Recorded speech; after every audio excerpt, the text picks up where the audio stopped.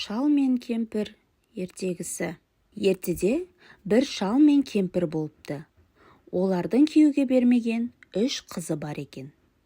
Бір күні шал кемпірге айтыпты: біз енді қартайдық, бұларды асырай алмаймыз, оларды тастап кетейік, дейді. Қыздардың үшеуіне 3 шелек беріп суға жібереді. Шелектердің түбі тесік екен. Қыздар күні бойы шелекті толтыра алмай әуре болып жүреді. Кешке жақын үйіне қайтып келсе, әке-шешесі жоқ. Сонда үлкен қыз айтыпты: шешем мені жақсы көрмейді екен, маған басымды тарайтын тарақ та тастап кеткен жоқ, депті. Екінші қыз айтыпты: шешем мені жақсы көрмейді екен, маған айна қалдырмаған екен, депті. Сонда кіші қыз айтады: әжем мені жақсы көрмейді екен, маған нан тастап кеткен жоқ, дейді. Бір қыз барып дуалды қараса, 3 нан бар екен. Үшеу нанды алып жеп, бетімен жүре береді.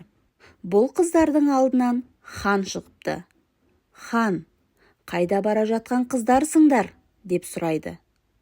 Бізді әке-шешеміз тастап кетті, енді өз бетімізбен келе жатырмыз, дейді қыздар. Хан айтады: сендердің не өнерлерің бар, дейді. Үлкен қыз айтады: мен ат аяғын көтергенше төбетей тігіп берем, дейді.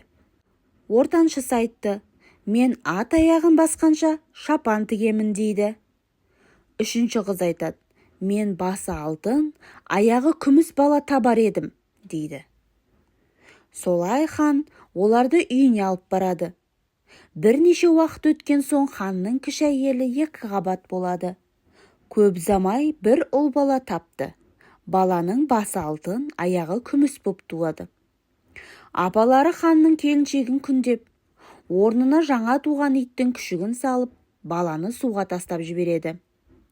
Апалары ханға барып: сенің жақсы көретін әйелің күшік тапты, деп айтты.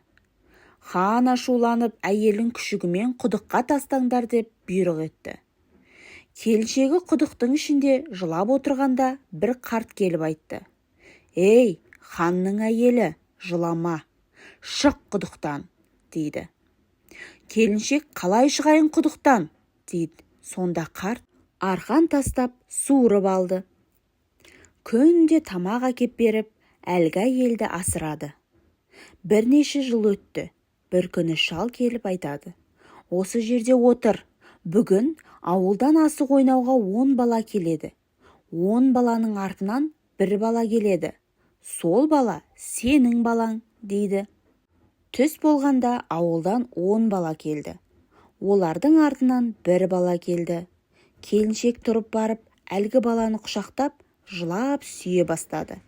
Бала айтты: сенің балаңның не белгісі бар еді, дейді. Менің баламның басы алтын, аяғы күміс, дейді келіншек. Сөйтегенде бала бас аяғын көрсетті. Рас, баланың басы алтын, аяғы күміс екен. Сонда шал келіп: енді қош, сау болыңдар, деп жоқ боп кетеді. Келіншек баласын алып баяғы ханның үйіне келді. Ешкім бұларды танымады. Келіншек от жағуға жалданады. Баласын айтады: сен ханның қасына барып отыр, дейді. Бала ханның қасына барайын десе, хан ұрсып қуып жібере берді. Сонда малай келіншек айтты: о тақсыр, ол бала сенің қасыңда отыруы дұрыс. Не үшін десең, ол бала менің балам емес, ханның баласы. Басы алтын, аяғы күміс, дейді. Хан сол жерде баланың басын аштырып, аяғын шештіріп қарайды. Баланың алтын басын, күміс аяғын көреді. Есікте отырған келіншек ханға келіп, өткен істің бәрін бастан аяқ айтып береді. Хан қатты қуанып, ел жұртын жинап, 30 күн ойын істеп, 40 күн тойын істейді. Кіші әйелін қайтадан неке қиып алып, жауыздық жасаған 2 үлкен әйелін дарға суға бұйрық етеді. Осылай мұратына жетті, дейді.